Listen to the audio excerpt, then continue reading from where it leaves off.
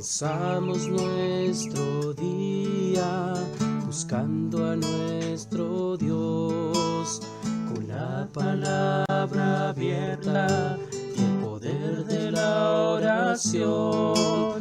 Meditamos en Jesús y en la salvación, y entonces lo busco en oración.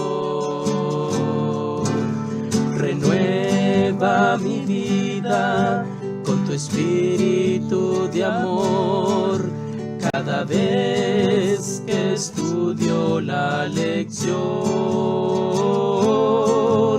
Renueva mi vida, danos tu bendición, cada vez que estudio la lección. Cada vez que estudio la lección, cada vez que estudio la lección, la lección.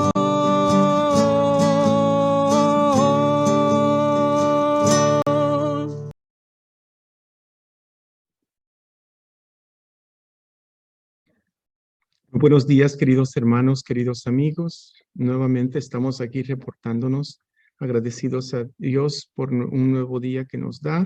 En este día de preparación estamos iniciando el estudio para el día viernes 11 de febrero. Y como ustedes saben, pues el día de viernes siempre tiene el mismo título para estudiar y meditar. Y pues esta semana la meditación que vamos a hacer especialmente está enfocada en un apóstol que muchos conocemos.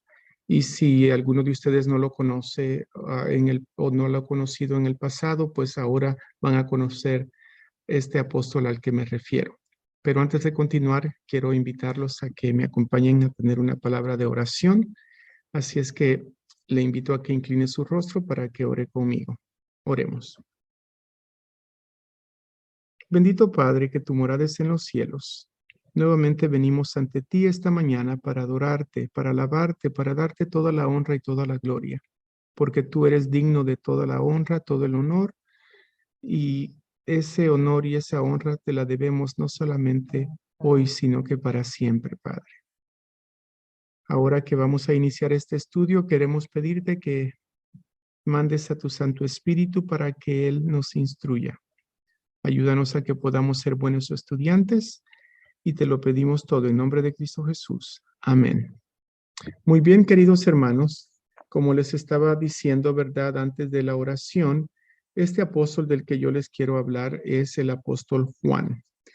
El apóstol Juan se menciona muchas veces como el apóstol amado, porque es el apóstol que estaba más cercano a Jesús, fueron con los que tuvieron mejor conexión, por decirlo así, eran los mejores amigos en ese sentido, si lo podemos ver de esa manera.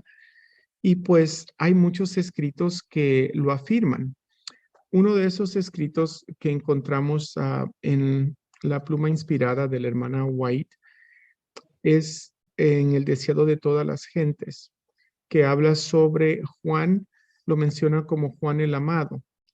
Y nosotros podemos darnos cuenta de que Juan era el que eventualmente pues era un poco más semejante a Jesús, porque los datos históricos muestran de que él era el más joven de todos los discípulos.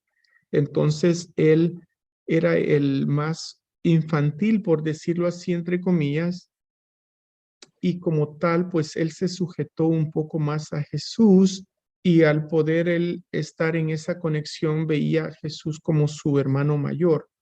Entonces, cuando lo vemos de esa manera, nos damos cuenta por qué cuando cuando Juan menciona de Jesús, pues él tiene esas cualidades en las cartas finales, ¿verdad? Que usa mucho la palabra hijitos míos, porque él fue un hijo, un hermano menor en el tiempo de Jesús. Miren lo que dice aquí a nuestra hermana White. Dice, a causa de su profundo amor hacia Cristo, Juan deseaba siempre estar cerca de él. El Salvador amaba a los 12, pero el espíritu de Juan era el más receptivo. Era más joven que los demás y con mayor confianza infantil abrió su corazón a Jesús. Así llegó a simpatizar más con Cristo y mediante él las más profundas lecciones espirituales de Cristo fueron comunicadas al pueblo. Entonces aquí nosotros podemos ver de que cuando nosotros somos mansos y humildes, estamos más susceptibles a encajar o a someternos a Jesús. Y es por eso que nosotros debemos de buscar tener un carácter humilde, porque cuando nosotros tenemos un carácter humilde que se niega al yo, entonces estamos más aptos para escuchar y obedecer a Jesús. Miren lo que dice en Hechos de los Apóstoles, la página 449 y 450. La belleza de la santidad que lo había transformado brillaba en su rostro con resplandor semejante al de Cristo. Esto se está refiriendo al apóstol Juan. En su adoración y su amor contemplaba al Salvador hasta que la semejanza a Cristo y el compañerismo con él llegaron a ser su único deseo. Y en su carácter se reflejó el carácter de su maestro. Recordemos que Juan era conocido como el hijo del trueno, junto con su hermano Santiago. Entonces, nosotros tenemos que recordar de que este Juan, que era alguien muy impulsivo, él fue uno de los que cuando iban pasando por Samaria, que no dejaron que Cristo entrara allí, les dijo, ¿quieres que oremos para que Dios mande fuego del cielo para que destruya este pueblo? Ese mismo Juan es el que nos dijo al final de sus libros, hijitos míos, y nos habla con un amor de un padre amoroso. Y por eso sabemos que él llegó a reflejar más el carácter de Jesús por sus mismas palabras que podemos ver en esas cartas. Bajo ese concepto, vamos a ir a las preguntas para dialogar. La primera habla de la vida de Juan, el discípulo amado, y la de Judas Iscariote, y ofrecen un contraste importante. Cuando Jesús vio a Juan y a su hermano, los llamó Boanerges, hijo del trueno. Juan tenía defectos graves. Judas también tenía defectos, pero no eran más dramáticos ni serios que los de Juan. ¿Por qué Juan llegó a transformarse a la imagen de Jesús mientras Judas cometió el pecado contra el Espíritu Santo? ¿Cuál fue la diferencia? Es una pregunta muy válida y algo que nos debe llevar a la meditación, porque nosotros juzgamos por lo que vemos por fuera. Y cuando vemos a una persona, automáticamente nosotros tenemos pensamientos preconcebidos. Si vemos a una persona que es preparada, que tiene educación, que ha ido a la universidad o que tiene algún título o una carrera o una profesión, y luego vemos a una persona que es mal hablada, no se ha preparado educativamente, tendemos a tener la tendencia preconcebida de que el estudiado es mejor que el no estudiado. Y ese es el contraste que vemos con Judas y Juan, dándole el concepto del estudiado o las características del estudiado a Judas, porque él era más, pues tenía más dominio propio, en público se portaba mejor, era menos impulsivo. Y Juan era el del vulgo, el que no tenía educación, había sido siempre un simple pescador, pero sin embargo, al final de la vida nos damos cuenta de que Juan fue el que fue transformado y llegó a ser más ejemplar como Cristo, al contrario de Judas. ¿Será que nosotros nos estamos enfocando también en las apariencias por fuera y no estamos cambiando por dentro? ¿Qué es más importante, cambiar por fuera o por dentro? Bueno, es para meditar. La 2 dice, Jesús invita a los creyentes a tomar su cruz y seguirlo. ¿Cuál es la diferencia entre tomar la cruz y someterse al abuso de los demás? Bueno, esa pregunta me gustaría que ustedes hicieran comentarios al respecto, porque en realidad que nosotros seamos cristianos no quiere decir que vamos a dejar que seamos abusados. Nosotros podemos ser muy calmados y no necesitamos ser groseros, pero al mismo tiempo podemos pedir justicia sin ser groseros ni soberbios. Que Dios nos guíe para que podamos tener dominio propio, porque Jesús, aunque Él fue humilde, Jesús fue muy firme en sus convicciones y no fue víctima de donde Él no pudo, bueno, sí fue víctima de abuso, pero por salvar al pecador. Cuando era necesario, Él sí cedió, pero antes de eso muestra que Él era firme y fuerte. No era alguien que sin propósito dejaba ser, se victimizaba. Así es que el abuso que él recibió simplemente era para cuando ya era la hora que él tenía que ser entregado y tenía ese propósito, pero antes de eso, él no era alguien que se daba al abuso de los demás.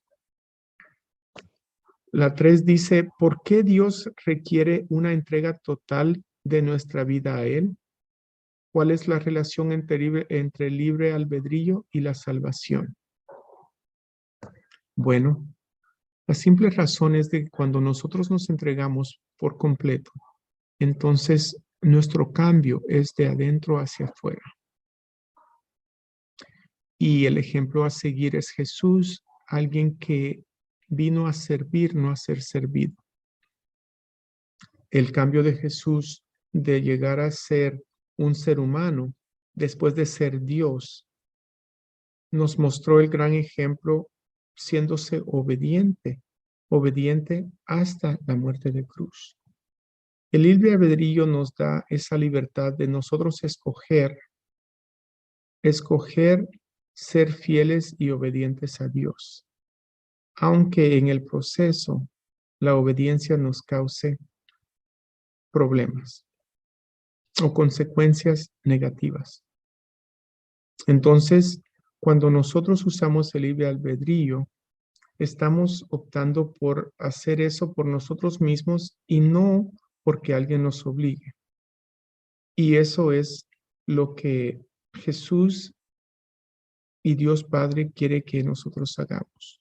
Ellos quieren que nosotros aceptemos su guía y su obediencia, no porque Él nos fuerza, no porque Él nos forza, perdón, sino porque nosotros queremos ser obedientes y someternos a su gobernancia. Quiera Dios que nosotros podamos meditar y estudiar estas lecciones y estas preguntas que se han presentado este día. Y a través de esta semana, todos los aspectos que estudiamos son para que nosotros podamos seguir no solamente estudiando, sino que también meditando en ello y hacer cambios necesarios para que nosotros podamos estar siendo buenos representantes de Jesús. Que el Señor les bendiga y que tengan un feliz viernes, día de preparación. Y primero Dios, que usted pueda congregarse en su iglesia local este sábado. Que el Señor les bendiga. Oremos. Amantísimo Padre, nuevamente venimos agradecidos ante ti porque en tu palabra nos muestras vez tras vez cómo tú has sido fiel. Y esa fidelidad que tú siempre has tenido, sabemos que la seguirás teniendo porque tú eres el mismo de ayer, hoy y siempre. Gracias por estos ejemplos que tú nos das, que podamos nosotros palpar y ver claramente lo que tú quieres decir, para que nosotros podamos enfocarnos en lo que en realidad importa y que no nos dejemos llevar por pensamientos erróneos. Padre Celestial, sigue guiándonos, manda tu Santo Espíritu para que nos guíe en nuestro diario vivir. Te lo pedimos todo en nombre de Cristo Jesús. Amén. Muy bien, queridos hermanos, queridos amigos, esto ha sido todo por hoy. Que el Señor les bendiga. Hasta la próxima.